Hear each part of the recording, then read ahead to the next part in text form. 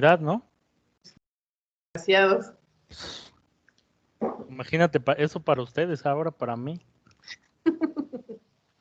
Pero mira, seguimos en el camino. Sí, aquí estamos.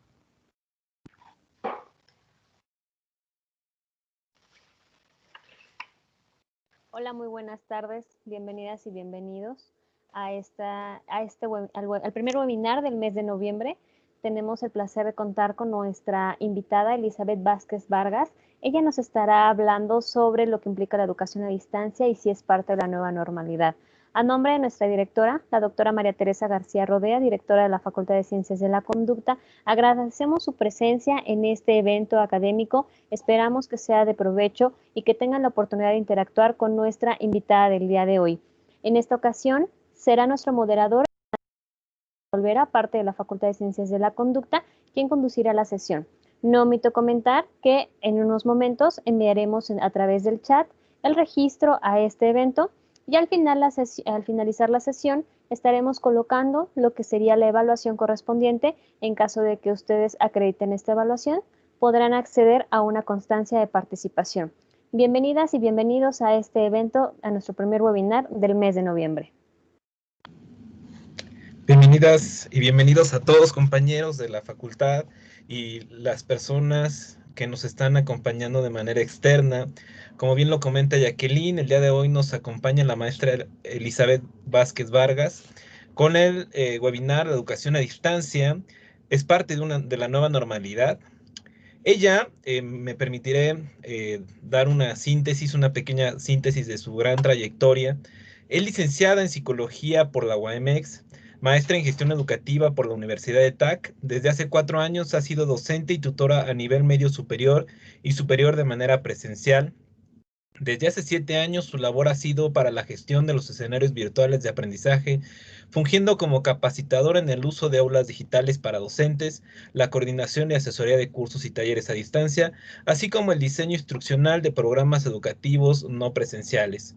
Actualmente y desde hace 2 años se desempeña como jefa del Departamento de Desarrollo Académico de la Universidad Digital del Estado de México, en donde dentro de sus principales logros ha sido la implementación de una nueva oferta académica, tanto de posgrados y de educación continua, el diseño e implementación de la metodología de virtualización de los contenidos educativos y su gestión en la plataforma educativa. Además, es editora en jefe de la revista de la Universidad Digital del Estado de México.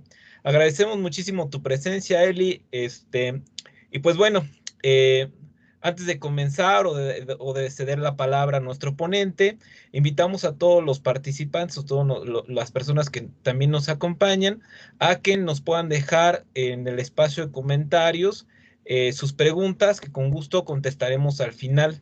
También los invitamos a visitar y a seguir nuestras redes sociales, Facebook y Twitter, así como en nuestro canal de YouTube, donde podrán encontrar nuestros webinars. Como ya lo mencionó la maestra Jacqueline, para ser acreedor a una constancia de este evento será necesaria contestar algunas preguntas que pondremos en los comentarios, en un enlace en el comentario, el cual lo pondremos allí al finalizar el evento. Solicitamos a todos los presentes tengan a bien tener sus micrófonos por respeto, el micrófono en silencio, perdón, por respeto a nuestro ponente, para no distraerlo y tener una sesión armónica. También, pues bueno, si tienen alguna duda o quisieran participar, por favor levanten su manita en el botón correspondiente para que cuando exista oportunidad podamos darle la participación. Y pues bueno, agradecemos mucho que se hayan unido con nosotros y sin más preámbulo cedo la participación a nuestra querida Eli. Eli, muchísimas gracias por estar aquí con nosotros y por compartirnos todos tus conocimientos. Bueno, pues muchas gracias. Estoy muy, muy contenta de estar aquí y poder compartir un poquito de esta modalidad que, a pesar de que mucha gente dice que es nueva, bueno, ya lleva un tiempito, pero que también en esta parte de la nueva normalidad está generando un poco de ansiedad. Entonces espero que con lo poquito que podamos comentar ahorita se disipen algunas dudas y obviamente estar siempre a la orden porque, insisto, yo sí digo que es parte de la nueva normalidad. Entonces, si me permiten, voy a empezar a compartir la presentación que tengo preparada para ustedes. Y bueno, entonces comenzamos esta parte. Bueno, como ya sabemos, el webinar se llama La educación a distancia y en esta parte le damos el enfoque de entender si ya es parte de la nueva normalidad. Entonces, insisto, espero que lo disfruten muchísimo y comenzamos. Bueno, vamos a trabajar durante estos minutos que tenemos la oportunidad de estar juntos 5 puntos muy importantes para poder entender como tal qué es la educación a distancia. El primer punto son las consideraciones sobre esta transición, tanto de la educación presencial hacia la modalidad a distancia. Posteriormente vamos a hablar de la evolución de la docencia a la nueva figura que se llama asesoría a distancia, es decir, el asesor. Vamos a trabajar también para entender qué es la identidad del estudiante a distancia, porque sí cambia a un estudiante como lo que hemos sido muchos de manera presencial. Y creo que el punto más importante o de mayor carnita en este sentido son las estrategias para adaptarnos a esta nueva modalidad de estudios. Yo lo llamo nueva porque muchos de ustedes son parte de FACICO y sé que más bien la modalidad es presencial. Y como una forma de recopilar todo lo que hemos hablado en estos puntos, vamos a detectar entonces cuáles son los retos de la educación a distancia. Muy bien. Bueno, nosotros sabemos que la educación a distancia como tal es todo ese proceso áulico o todo el proceso de aprendizaje que está mediado a través de las herramientas de las TIC y las TAC. Las TIC son las tecnologías de la información y comunicación y las TAC son las tecnologías del aprendizaje y el conocimiento. Nosotros podemos encontrar esta educación a distancia con otros nombres como educación en línea, e-learning, educación online, etc. Esta educación no solo ha trascendido, digamos, al plano académico, sino que también muchas empresas en la iniciativa privada lo han tomado como una forma de capacitación. Sin embargo, conforme ustedes se van a ir adentrando en ese sentido a lo que es la educación a distancia, van a escuchar mucho el discurso de las nuevas tecnologías, la nueva forma de aprender, etcétera. Pero ahorita vamos a ver que no es tan nuevo. Tendremos básicamente 3 antecedentes de la educación a distancia.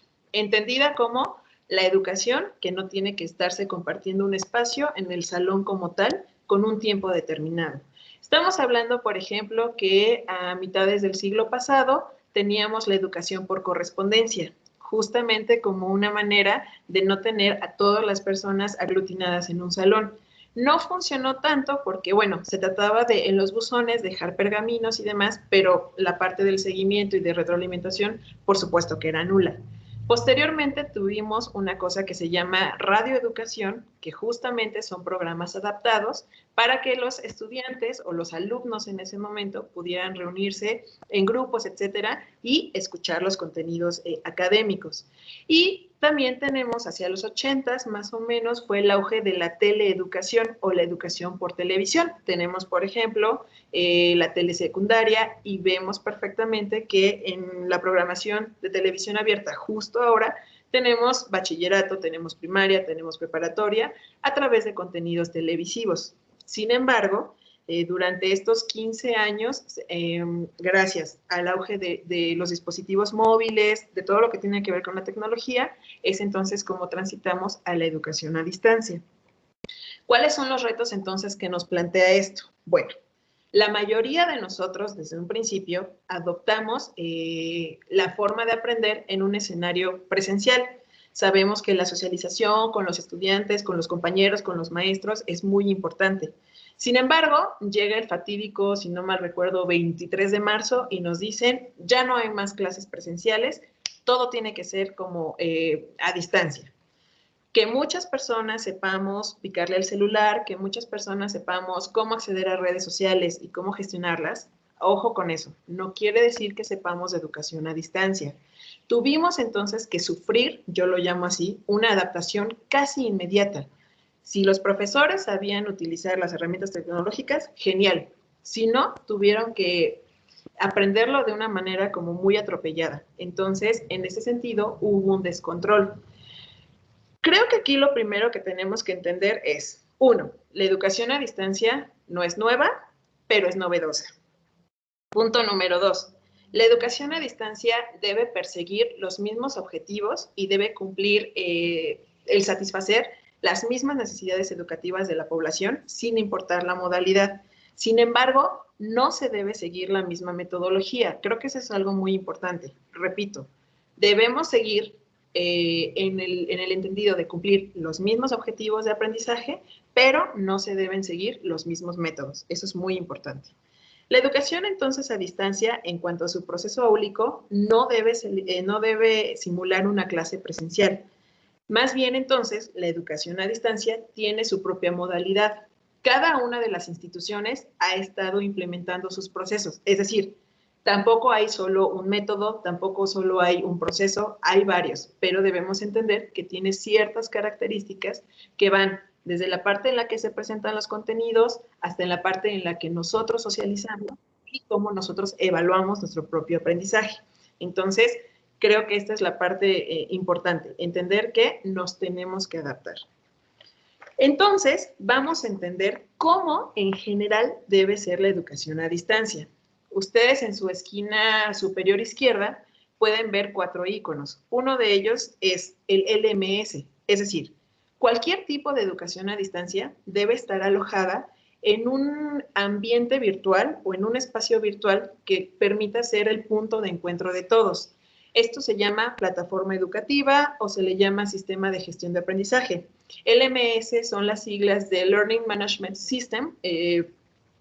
Eso quiere decir entonces, por ejemplo, para las personas de FASICO, que son de UAMX, tienen su propia plataforma que se llama Seduca, por ejemplo. Sin embargo, hay otras como Moodle, Schoology, etcétera, y ya ustedes pueden irlas googleando y se van a dar cuenta que es de uso libre. Hay algunas que son a la medida y hay otras que son de paga.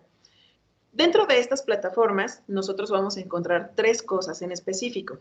Uno de ellos son los contenidos. ¿A qué me refiero con contenido?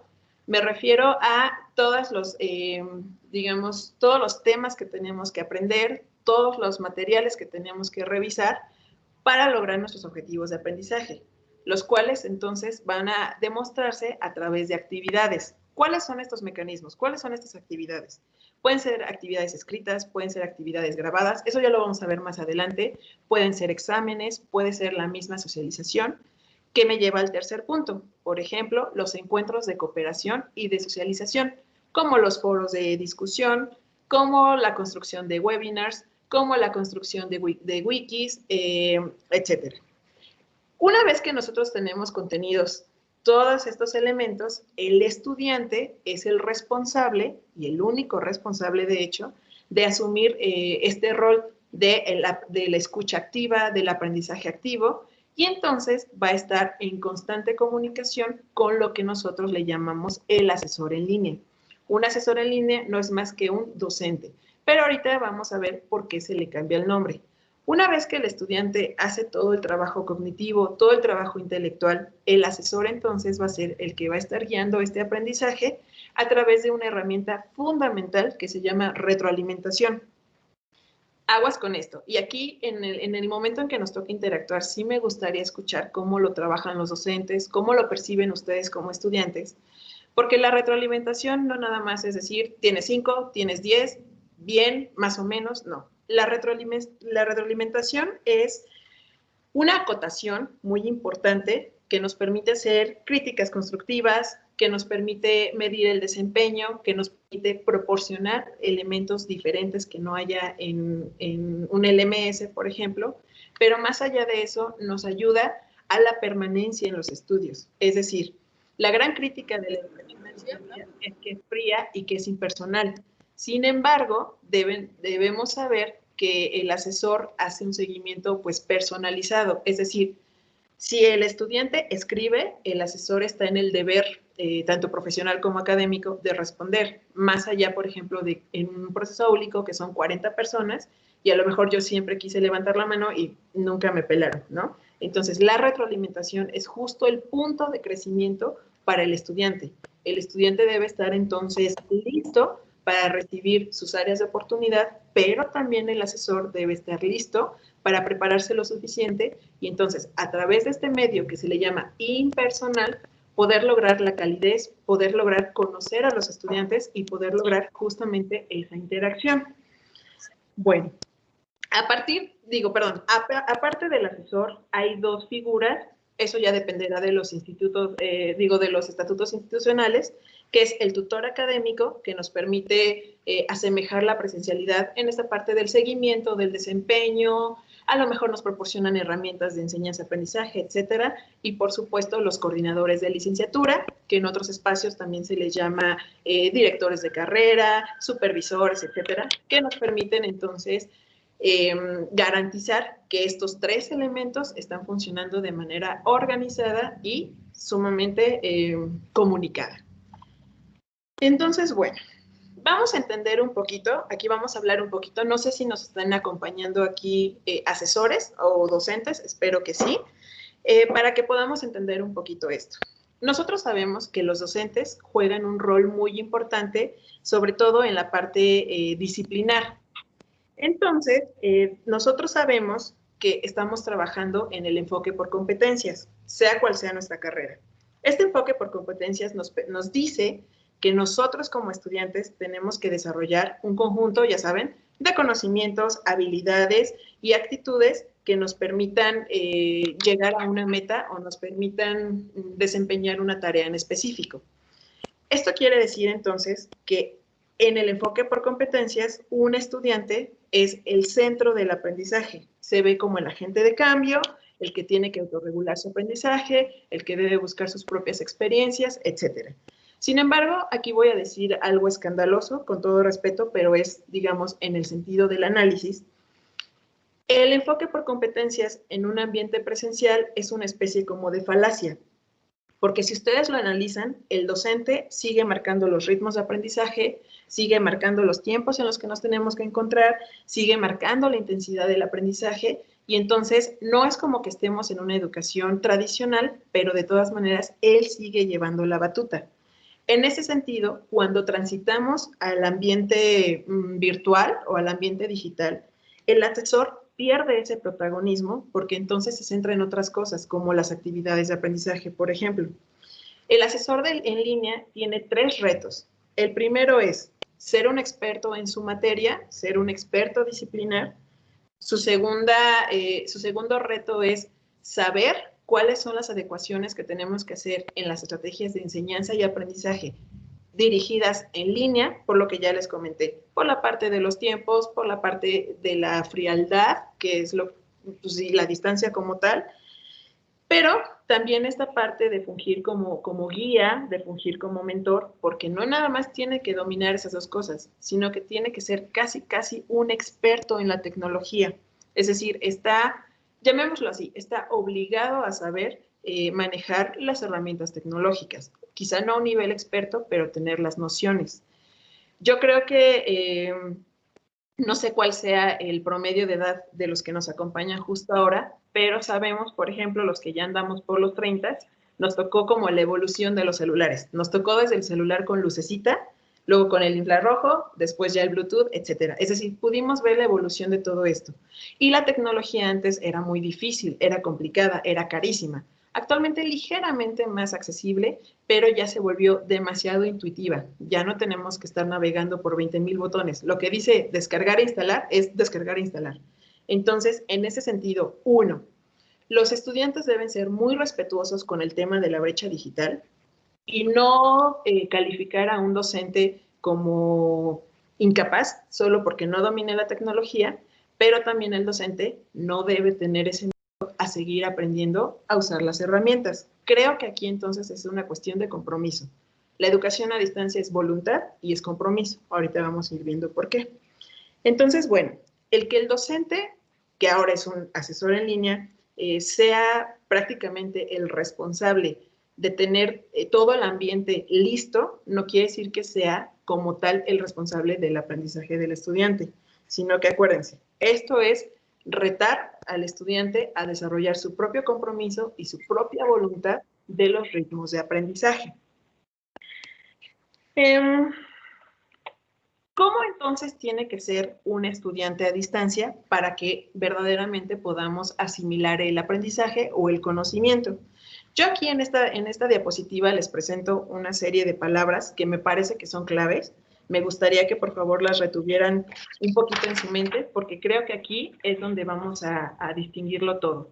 Estamos hablando de la disciplina, de la resistencia, de la voluntad, algo muy, muy importante que es la autogestión y la libertad, así como ya cuestiones un poco más técnicas como el autoestudio, la permanencia y la constancia. Esto quiere decir que ustedes como estudiantes a distancia deben ser capaces de construirse, pero una palabra que me encanta es, también tienen que ser capaces de deconstruirse. Es decir, tienen que partir, uno, de que estudian porque quieren. Nadie los está mandando, nadie nos está obligando, es decir, insisto, voluntad. La educación a distancia es voluntad. Entonces, tenemos que reconocer que como estudiantes no lo sabemos todo, pero tampoco lo ignoramos todo. Entonces, el conocimiento en nuestra identidad o en nuestra personalidad solo va a cumplir una misión cuando hagamos dos cosas. La primera es cuando podamos socializarlo con otra persona, puede ser una red de apoyo, amigos, colegas, compañeros, y cuando la aplicamos a una necesidad educativa o a una necesidad de la sociedad como tal. Es decir, cuando ya podemos ejercerla. Ya que sea remunerada económicamente, ese es otro tema. Pero hasta que nosotros aplicamos el conocimiento, es cuando podemos decir que como tal lo estamos apropiando. Entonces, dentro de estos ambientes es mucho más importante el intercambio de las ideas que la dictadura de estas. Y ojo, esto va tanto para estudiantes como para maestros o asesores en línea. El estudiante entonces es el que se tiene que asumir como un agente que posee libertad educativa. Libertad educativa es un término del que habla Octavio Fulat en la filosofía de la educación, en donde él dice que el estudiante debe ser entonces plenamente consciente pues de sus intereses, de sus necesidades educativas y que entonces en la educación la formación tiene que ser su mayor proyecto personal. No estamos hablando a lo mejor de una educación como tal de licenciatura o una educación como tal de bachillerato, sino la educación como tal, es decir, el aprendizaje tanto en los dispositivos formales como informales, siempre entonces tiene que ser el mayor proyecto en este sentido, pues de los estudiantes. Entonces, en ese sentido, quiero dar una acotación. La educación a distancia no significa que el estudiante haga lo que quiera, ni significa que el estudiante lo haga cuando quiera, o como algunos optan, más bien no hacer nada. Se trata entonces de que sean tan conscientes de lo que esperan en este proyecto personal que se pueda permitir la elección de cómo nos vamos a ceñir en los estatutos institucionales. Entonces, un gran beneficio de la educación a distancia es que podemos autogestionar nuestros conocimientos, nuestros tiempos, ya no tenemos que gastar en traslados, por ejemplo, podemos elegir, insisto, los tiempos de estudio, entonces esto quiere decir que tenemos mayor libertad. Quiero comentar que la autogestión es la capacidad que todos tenemos, mayormente desarrollada o menormente, pero tenemos que ir a eso, a nosotros elegir nuestras propias metas, elegir cómo vamos a satisfacer nuestras propias necesidades y cómo hacemos uso de nuestro tiempo. Este uso de tiempo tiene que ser no nada más para estudiar, tiene que ser para descansar, tiene que ser para socializar, etc. En tiempos de pandemia la socialización será diferente, pero no quiere decir que la paremos o la dejemos. Entonces, vamos a hablar ahora en el cuarto punto de las estrategias para la adaptación a la nueva modalidad de los estudios. Para que las podamos entender un poquito, yo las dividí en 4, digamos, grandes categorías y en su momento, si quieren que ahondemos en ellas, lo podremos hacer. Cuando hablamos de estrategias personales, tiene que ver específicamente con lo que les comentaba de la autogestión. Lo primerísimo que tenemos que hacer para empezar a adaptarnos a esta modalidad de estudios es tener una rutina de cuidado personal. Va a sonar chistoso, pero en efecto hay que levantarse de la cama, hay que desayunar, hay que bañarse, hay que vestirse bien. Me refiero a vestirse bien, es decir, su outfit. Es decir, no nos tenemos que quedar en pijama todo el día, sino que seguimos una rutina, seguimos trabajando, seguimos aprendiendo, entonces debemos respetar mucho los ritos, eso es importante.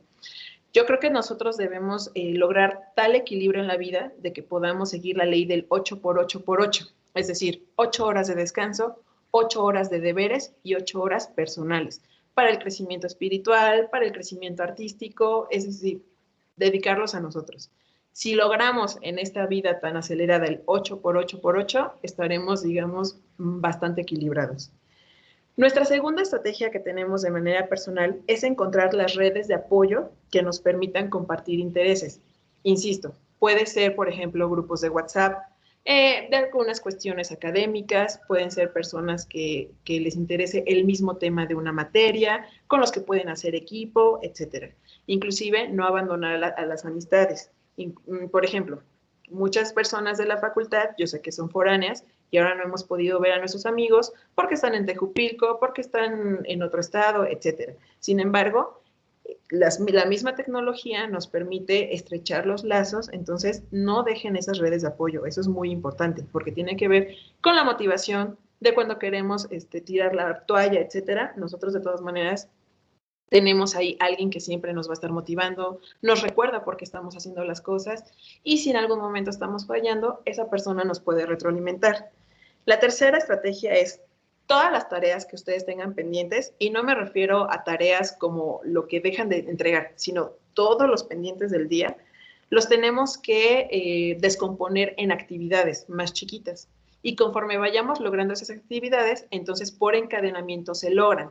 Por ejemplo, si yo tengo que hacer una gran investigación en una materia, por ejemplo, metodología de la investigación, entonces no me voy a preocupar por el reporte final, ni por la formación del protocolo, sino que yo voy a descomponer esas pequeñas tareas y entonces a lo mejor el día de hoy me voy a preocupar solo por leer y sintetizar la información. Mañana me voy a preocupar entonces por seleccionar esa información que ya había sintetizado. Y así a lo mejor durante una semana yo ya voy a tener ese gran proyecto para entregar. La cuarta estrategia es utilizar las herramientas de gestión ya como parte de la vida. ¿Con qué me refiero a las herramientas de autogestión? Estoy hablando de cronogramas, estoy hablando de recordatorios, estoy hablando de agendas. Es decir, no es que creemos ansiedad en el futuro, pero sí es más bien organizarnos y saber entonces cuánto tiempo tengo que hacer algo. Yo sé que todo el mundo hace la tarea el domingo a las 11 porque la plataforma se cierra a las 12.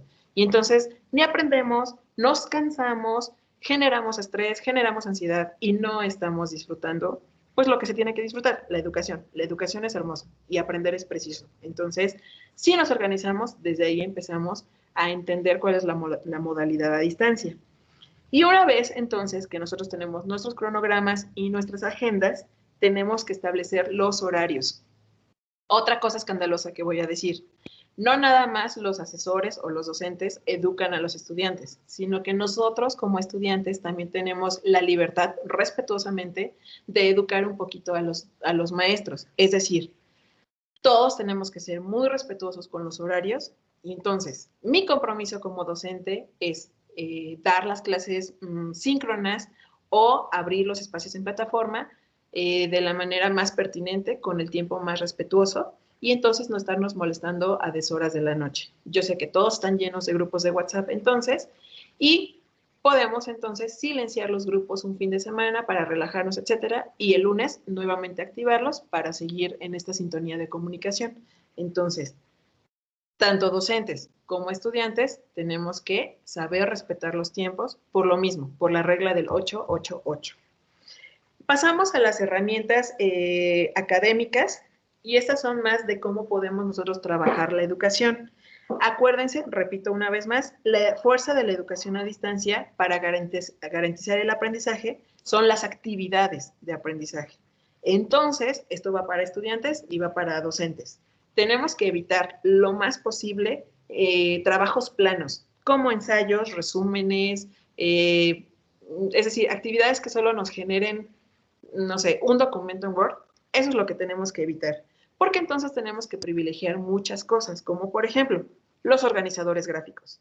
Tenemos mapas mentales, tenemos cuadros sinópticos, tenemos mapas conceptuales, cuadros descriptivos, una herramienta fantástica que se llama infografías, y estos recursos siempre van a tener sus herramientas libres de manera tecnológica. Si ustedes buscan en algún navegador herramientas gratuitas o herramientas libres para generar mapas mentales, y les va a salir NovaMind, MindMap, GoConcord, etcétera, y entonces ustedes se van a dar cuenta que hay muchísimas herramientas de acceso libre.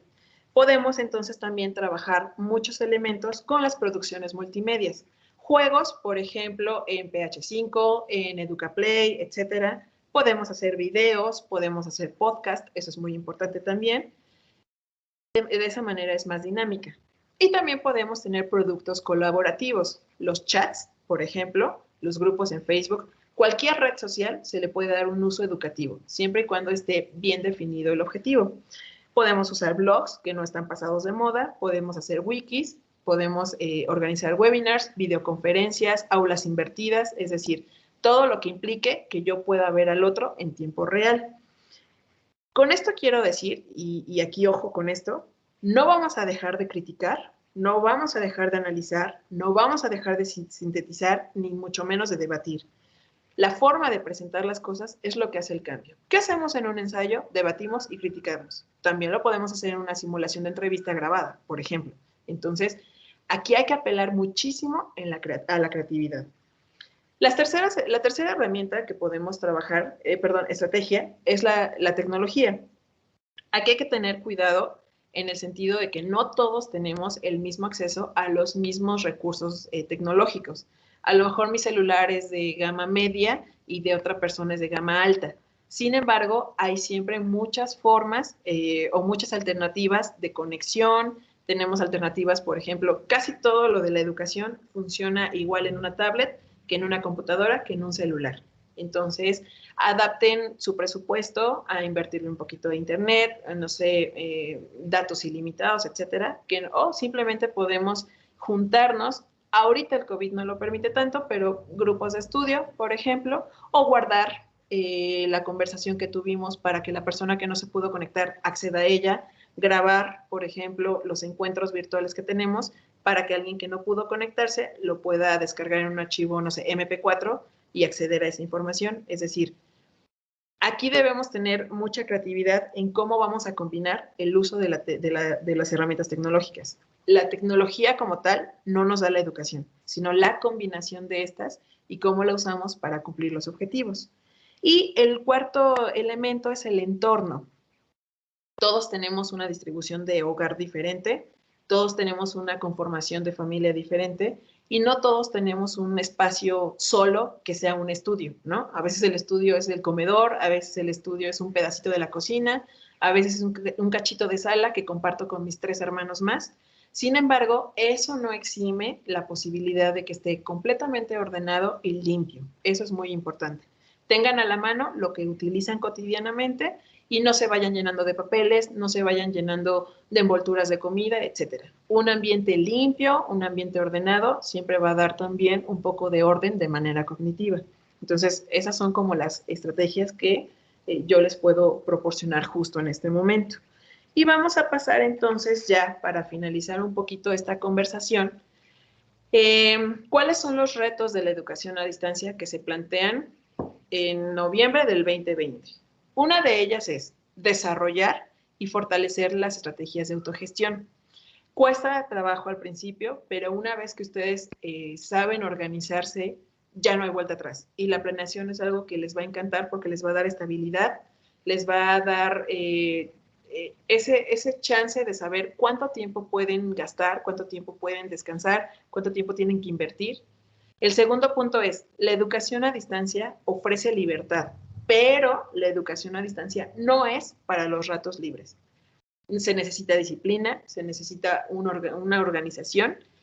La diferencia es, a lo mejor yo tengo que trabajar a las 9 de la mañana, entonces yo puedo hacer mi tarea a las 9 de la noche. No forzosamente tengo que estar compartiendo un espacio con todos.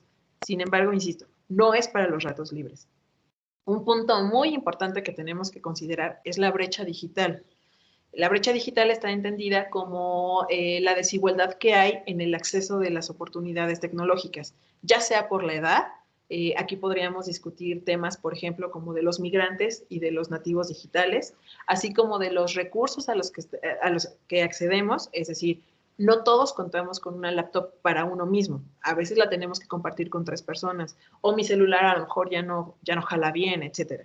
Entonces, hay que ser también, como docentes, sobre todo, muy empáticos en que no todos tienen una computadora para ellos mismos o un internet con muchísimos megas, ¿no? Tenemos que tener entonces cuidado, insisto, con el rezago y la segregación. Posteriormente, debemos considerar que la educación a distancia debe ser tan formativa y emancipadora como la educación presencial, pero no tiene que seguir el mismo método. En el momento en el que intentemos simular la educación presencial a distancia, en ese momento les aseguro que ya no sirve la educación. Y por último, debemos buscar siempre la forma de aplicar los conocimientos. Una vez que el COVID lo permita, podemos organizar jornadas entre estudiantes, podemos buscar voluntariados, podemos hacer simulaciones, podemos desarrollar proyectos y presentarlos, y siempre va a haber entonces una oportunidad de lo que se aprende en la computadora, poderlo entonces aplicar en un escenario pues real. Podemos entonces producir cosas, podemos satisfacer necesidades sociales, etc.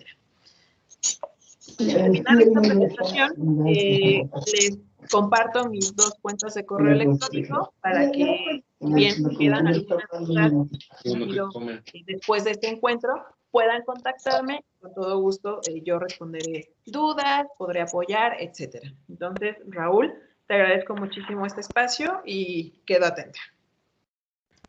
Pues muchísimas gracias a ti, Eli. La verdad es que bastante interesante y sobre todo por toda la experiencia que nos estás compartiendo, toda esta nueva forma de mirar la educación y que seguramente muchos de nosotros teníamos entendido de otra manera, ¿no? En el sentido de que en ocasiones, o bueno, lo que sucedió con este tiempo de pandemias es de que creíamos o considerábamos que como docentes teníamos que hacer lo mismo que hacemos en las aulas, ¿no? Ponernos ahí a escribir en la pizarra y que los estudiantes estuvieran conectados mis 2 horas más las otras 3 o 4 clases que tuvieran diarias, y pues tú nos compartes precisamente ese nuevo paradigma, ¿no? Tenemos que cambiar la modalidad de cómo estamos enseñando. Aquí tenemos la participación de Yesenia. Ojalá pudiera conectar su micrófono y que nos pudiera compartir si tiene alguna pregunta o un comentario. Yesenia, ¿estás por ahí?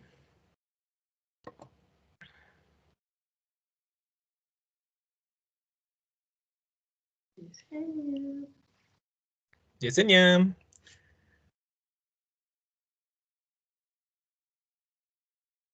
Creo que no, bueno, tiene su manita arriba ahorita, si nos manda un mensajito o algo así para Claro. que le podamos dar otra vez, pues bueno, otra, pues su participación, ¿verdad? Pues bueno, platícanos un poco, bueno, me gustaría que nos pudieras extender un poquito esta parte de la manera en la que las universidades tendrían que empezar a adoptar estas nuevas tecnologías de la información, estas nuevas plataformas para adecuar a sus recursos. Ya nos comentaste que existen, bueno, que tenemos que cambiar la metodología de enseñanza para los profesores. También se requieren, a lo mejor, dentro de la universidad, la incorporación de nuevos recursos tecnológicos, por ejemplo, a lo mejor computadoras, servidores, o la contratación de otras figuras, por ejemplo, desarrolladores, no sé, alguien que haga los contenidos o cosas así.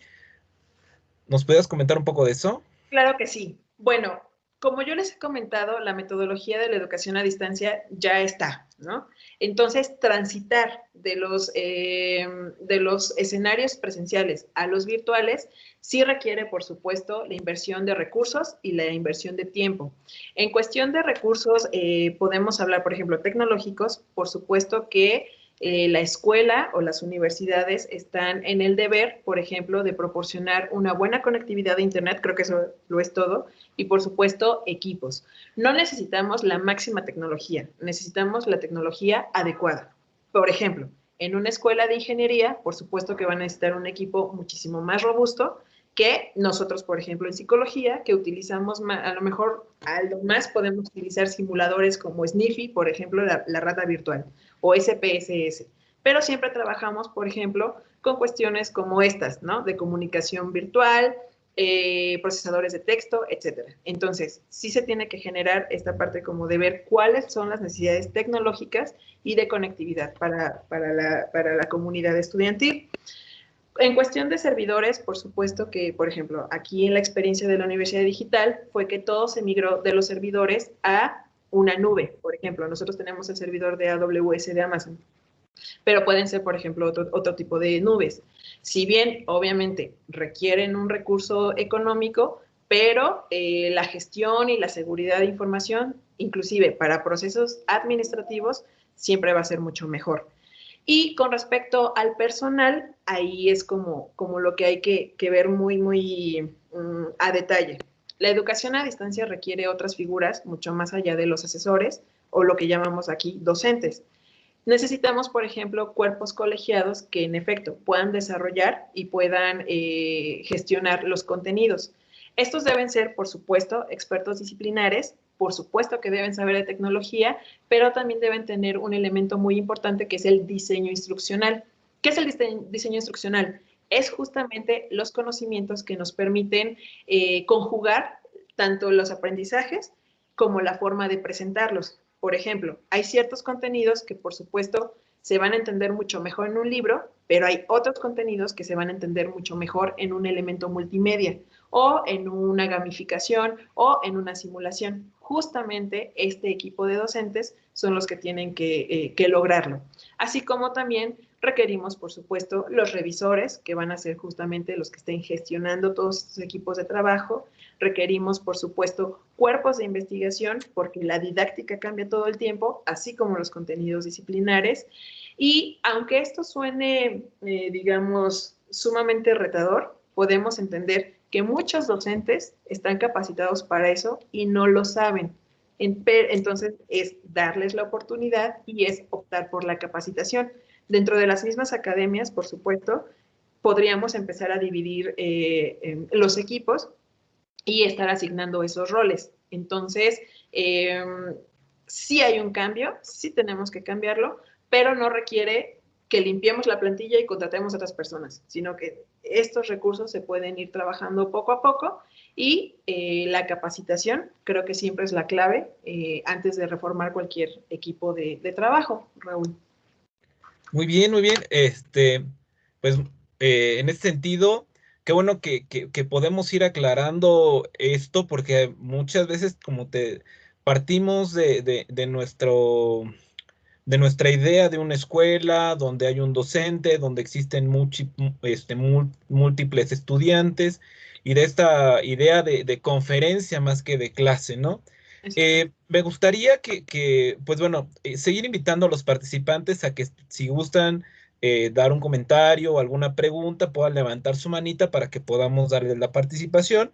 Pero también me gustaría que nos comentaras, o bueno, también como universidades, como instituciones y como estudiantes, tenemos aún la idea de que vamos a regresar a las clases tradicionales, ¿no? O sea, tenemos aún en el imaginario que esto va a pasar y que vamos a regresar a las clases presenciales. Como bien tú lo mencionas, la educación a distancia llegó para quedarse.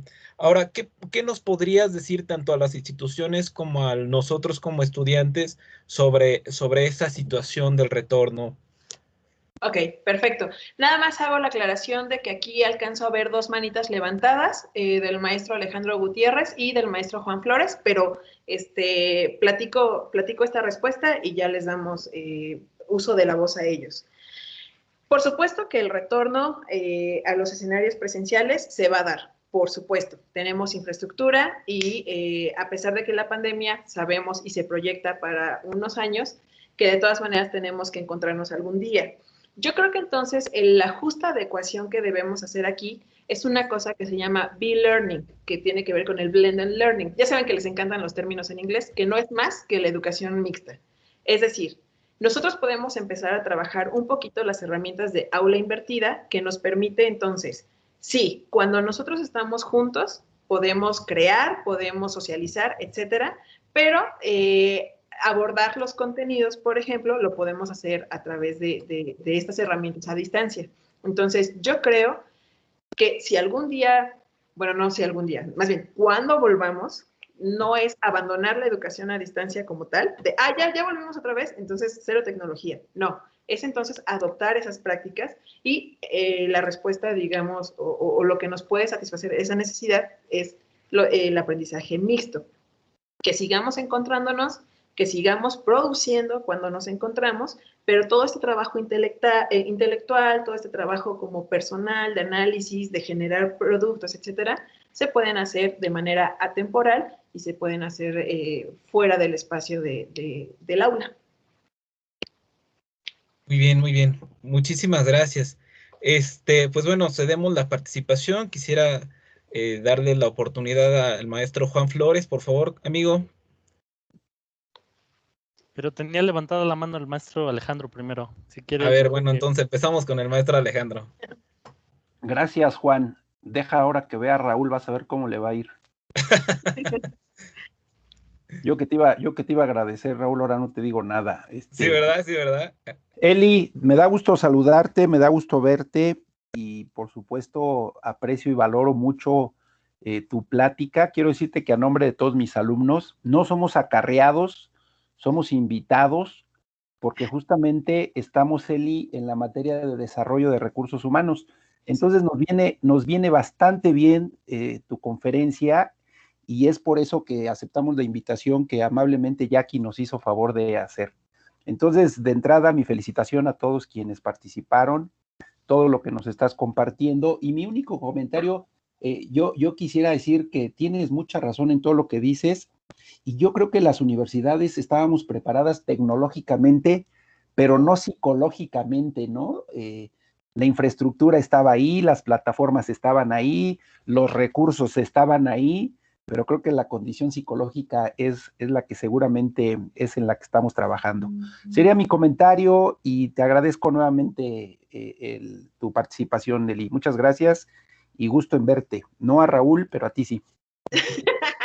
Muchísimas gracias, maestro Alejandro. La verdad es que me da mucho gusto saber que como grupo están aquí presentes y creo que esto que está comentando es algo muy importante.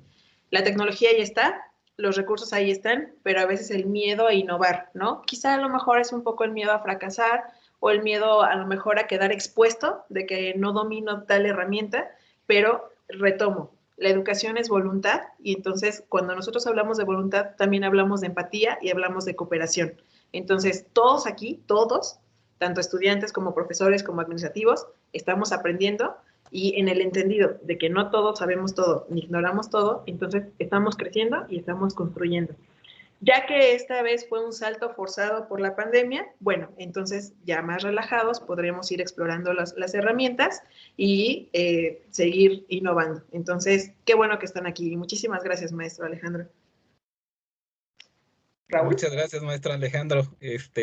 Y perdón por no haberlo considerado primero. Bueno, vamos a darle paso al maestro Juan Flores, por favor. Bueno, igual un gran abrazo, una felicitación, Eli, igual a Raúl, por este salto evolutivo, yo le estoy llamando, ¿no? Desde que iniciamos todo esto. Y yo siempre he estado muy agradecido del 2020 por todo esto que nos dejó, porque en algún momento lo necesitábamos y ahora lo tenemos.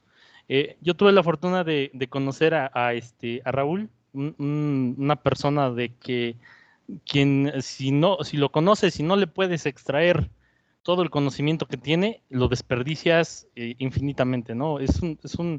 Me acuerdo, y mi comentario va en base a esta experiencia que tuve con él, que me decía, oye, vamos a hacer cursos, hay que echarle ganas con los cursos en línea, verás cómo la sociedad los va a aceptar. Y yo decía, yo estaba en ese paradigma atorado, en esa barrera, y yo decía, no, o sea, de esto que nosotros trabajamos, y pues en esta misma forma presencial innovamos, creamos, pero yo veía 10 años alejadísimo esta parte del e-learning, dice Eli, y me doy cuenta que la misma percepción que tenemos, como lo comentaba el maestro Alejandro, esta parte psicológica de actitudinal específicamente, nos está frenando, ¿no?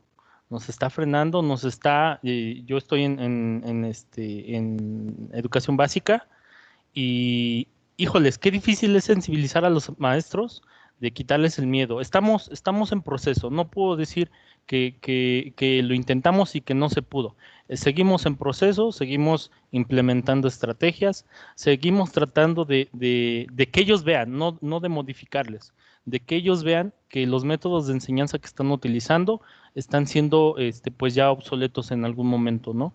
Porque todavía tenemos maestros, pues Raúl lo ve también en su trabajo, tenemos métodos todavía literal de filas, pizarrón, butaca y libreta, ¿no? Eso es como una parte esencial.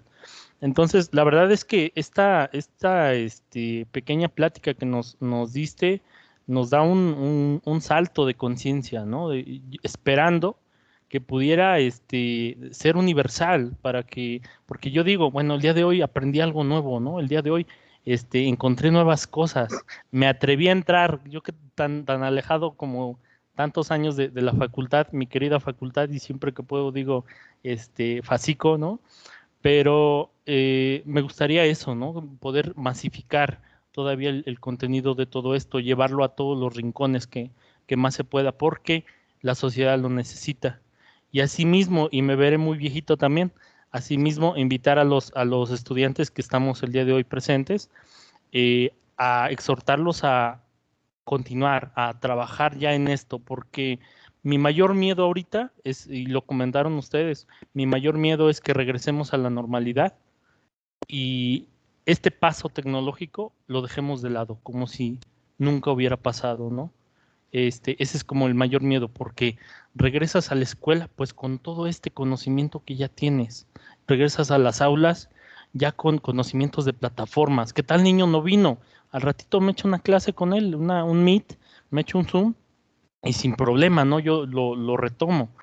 Pero ¿qué pasa? Que si vuelvo a retroceder evolutivamente, vamos a tener un problema. Entonces, que no depende a lo mejor de todos, depende de algunos. Y una palabra que me encantó y que yo la subrayé es la autogestión personal, ¿no? Porque eso parte de esa actitud positiva de querer, de poder y de realmente asimilar lo que quieres aprender acerca de esta nueva normalidad. Entonces, yo agradezco infinitamente, igual a todos los participantes, cada vez el número fue más, ahorita ya fue menos, pero seguimos más, y a echarle ganas, ¿no? A impulsar todo esto y también en el momento en que necesiten, por acá andamos de este lado, ¿sale? Muchas gracias, Muchísimas Eli, gracias, Raúl. Juan. Un gustazo que nos acompañes, ¿verdad? Y pues bien, sí es cierto, como tú lo mencionas, el hecho es que pues esta situación llegó para quedarse. Como profesores tenemos que sumarnos al reto y seguir aprendiendo independientemente de cuándo pase o no pase la pandemia, seguirnos involucrando. Y pues bueno, me gustaría la participación de Eduardo Álvarez, quien también levantó su manita, que nos pudiera dar pudiera participar en la conversación. Sí, muchas gracias, maestro Raúl. Muchas gracias, maestra Elizabeth. Muy interesante y muy edificante su plática. La verdad es que deja muchas enseñanzas, pero también muchos cuestionamientos en términos de que esta situación presta para muchos puntos de vista y para muchas aristas que puedan ser analizadas. Se nos habla acerca de lo que es la parte de la educación y nuestra labor como docente, que es una labor que si bien ahora ha sido más loable que nunca, y el reto y el desempeño por parte de los compañeros docentes ha sido muy destacable. También viene una situación que llama también la atención en términos de que si bien la enseñanza parte de nosotros como profesores, un fenómeno que se ha venido destacando bastante e incluso se ha viralizado en las redes sociales es que para muchos profesores esta situación ha sobrepasado bastante al hecho de que pues unas actitudes han perjudicado el desempeño de los profesores y también los estudiantes y se han dado a demostrar en la red, pero más que esto es preguntar qué estrategias poder hacer, porque ahora difícilmente podemos llevar a cabo una enseñanza donde podamos nosotros visualizar el aprendizaje, sabiendo que no todos los alumnos aprenden de la misma manera y no todos aprenden a la misma velocidad, y que incluso se han venido a dar algunas situaciones por parte de los propios alumnos. No estoy hablando precisamente de algún grupo en general, sino situaciones que han venido marcando algunas deficiencias que han venido a ser la falla de nosotros como profesores para poder motivar más a los alumnos, porque se han dado situaciones en las cuales pues los alumnos, por muy buenos que entreguen sus trabajos, ahora en un ambiente virtual ya no participan tanto. En el caso, por ejemplo, tengo alumnos muy buenos, pero que al momento de trabajar en clase, en la plataforma, no participan, se les hace la invitación y difícilmente encienden su cámara, y son grandes talentos porque sus tareas los muestran. Entonces aquí, más que sobre el eje principal de enseñanza, que es el docente, vámonos por el protagonista principal del aprendizaje, que es el alumno, lo que está sucediendo con el alumno, que les comentan de broma a los profesores que con Alt F4 puede subir el volumen de la computadora, o que entre compañeros se andan sacando de clases, virtud de esta plataforma de Teams, o situaciones que han venido también a marcar un poco el cambio, sobre todo basándonos en ellos, ya no tanto en nosotros como asesores, ni como facilitadores del conocimiento, como profesores virtuales, sino centrándonos un tanto en el alumno, que es el protagonista del aprendizaje, y que a veces vemos que están desayunando o que están tomando su clase acostados a partir del celular. Esa parte me interesaría mucho que nos platicara 2 o 3 minutos sobre el gran reto de poder motivar a nuestros estudiantes para que puedan dar lo mejor de sí.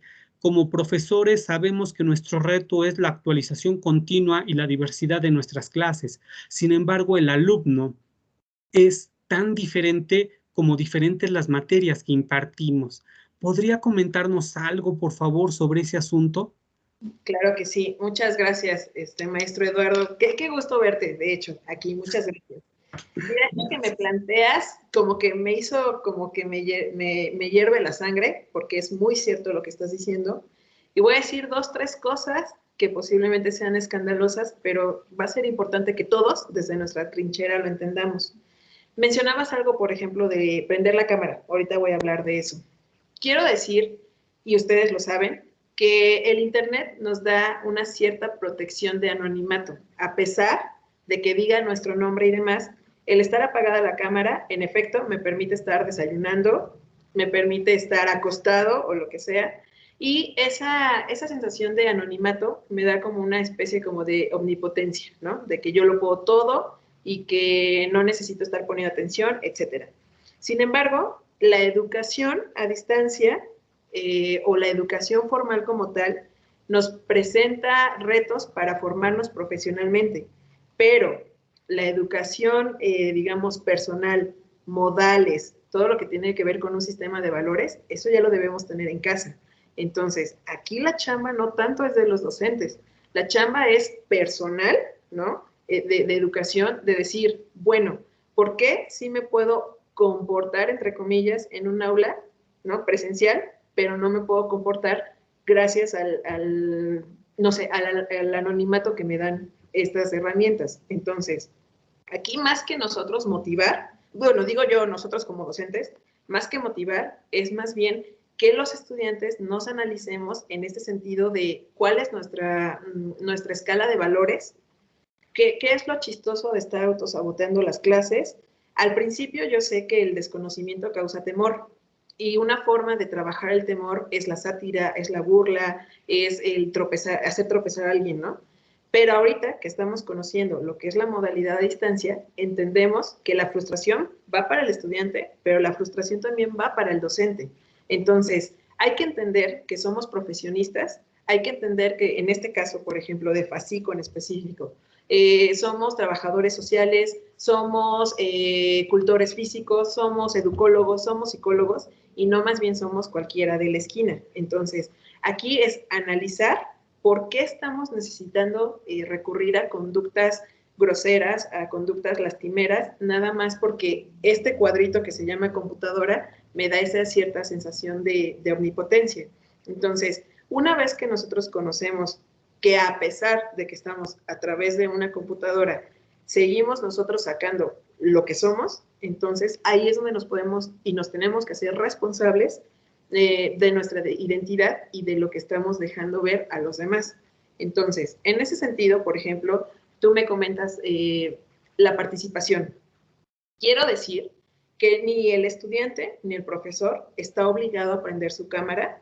A lo mejor van a odiarme si digo eso, pero les voy a decir por qué. Recuerden que no todos tenemos un espacio óptimo para estudiar. Y entonces, al encender yo mi cámara, estoy permitiendo que la gente traspase mi intimidad. Y entonces va a ver a lo mejor que estoy compartiendo el cuarto con mi hermana y mi hermana se va a tener que ir para no verse en mi cámara, o que a lo mejor estoy justo muy cerca de la cocina y entonces ven pasar a quien esté cocinando. Es decir, la cámara no tiene nada que ver con la participación. Hay que tener cuidado con eso.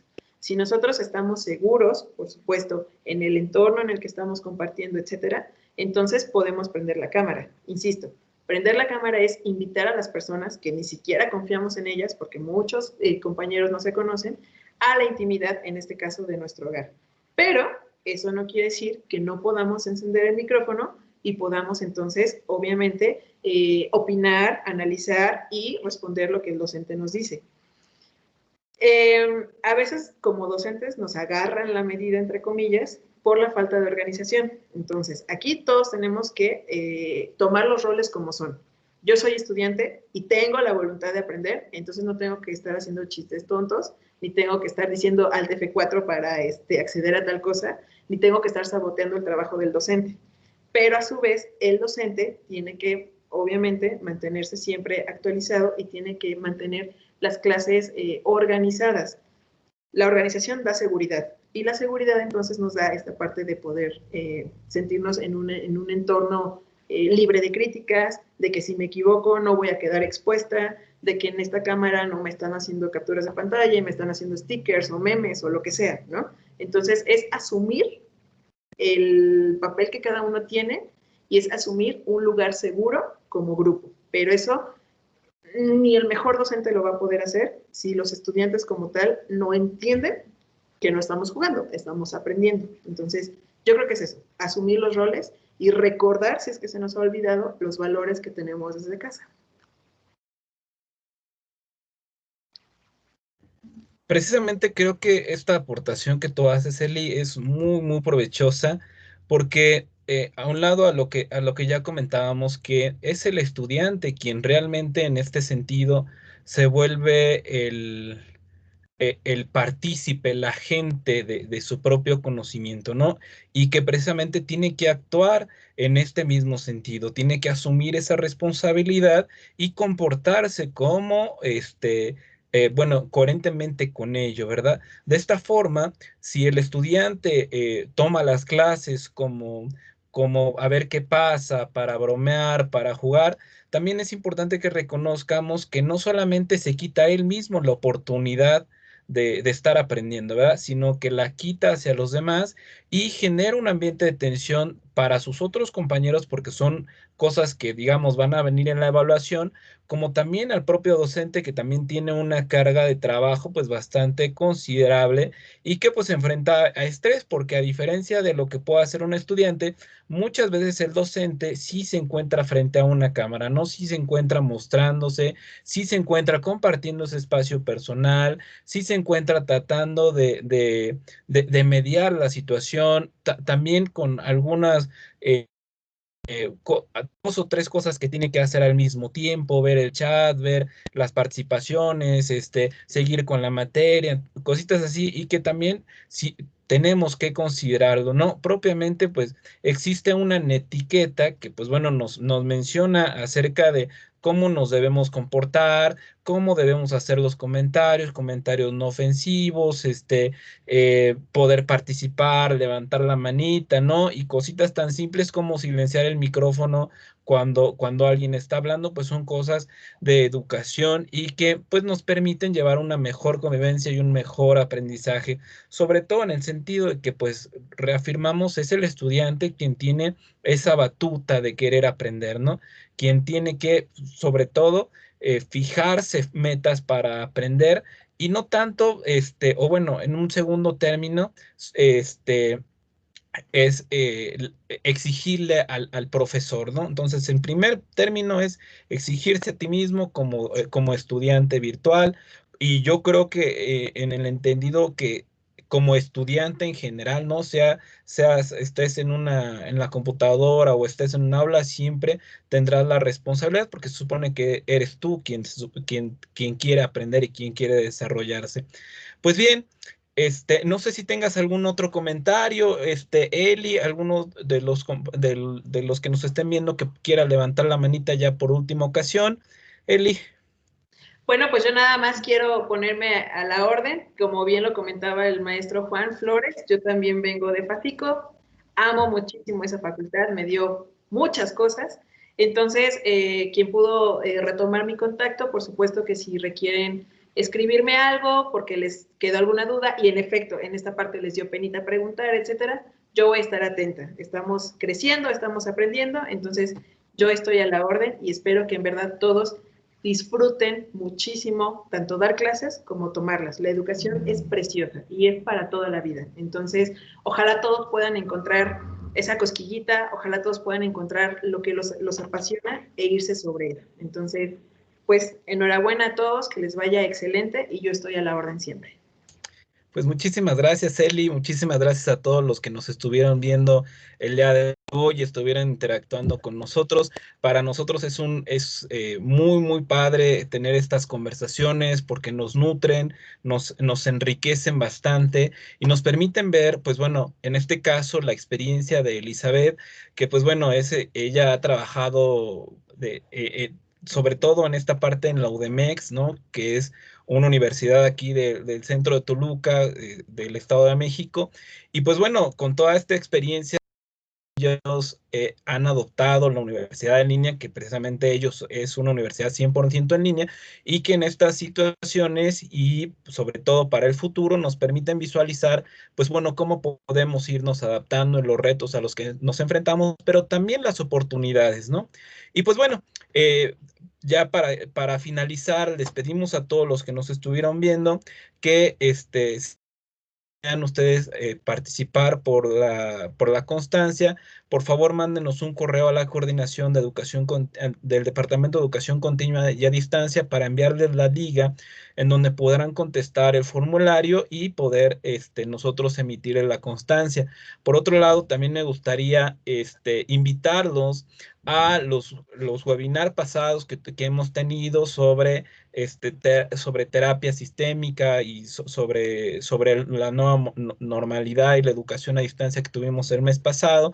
Y también los próximos eventos que tenemos, que es el jueves 22 de noviembre, 12 de noviembre, perdón, a las 11 de la mañana tendremos con la licenciada Viridiana Peña Colín el webinar Búsqueda de excepciones en la terapia centrada en soluciones. Posteriormente, el martes 17 de noviembre, ahora igualmente como hoy, a las 4 de la tarde, la gestión educativa en la innovación en tiempos de pandemia con el doctor Jorge Antonio Rodríguez Arroyo. Y por último, pero no menos importante, el jueves 19 de noviembre a las 11 horas, las directivas como formas de intervención en la terapia estratégica con el maestro Ari Cruz Vázquez. Entonces, para recordarles, por favor, enviar un correo y registrarse para que los podamos agregar a esta sesión, a la sesión de Teams que ya están programadas. Y pues sin más preámbulo, agradezco a todos su participación a nombre de la doctora María Teresa García Rodea. Para mí ha sido un gusto estar con todos ustedes. Muchas gracias, Eli. Muchas gracias a todos los profesores y profesoras que nos acompañaron, estudiantes. las y los estudiantes que también estuvieron por aquí. Muchísimas gracias y gracias por su atención. Hasta luego, nos vemos dentro de 8 días. Que estén muy bien todos, les mando besos, bye. Muchas gracias, maestra, hasta luego. Hasta luego, buen día. Cuídense mucho. Besos, Eli. Abrazos. Bye, Johnny. Nos vemos, amigo Raúl. Nos vemos, Juan. Cuídate. Gracias. Hasta luego. Hasta luego, muy buen día.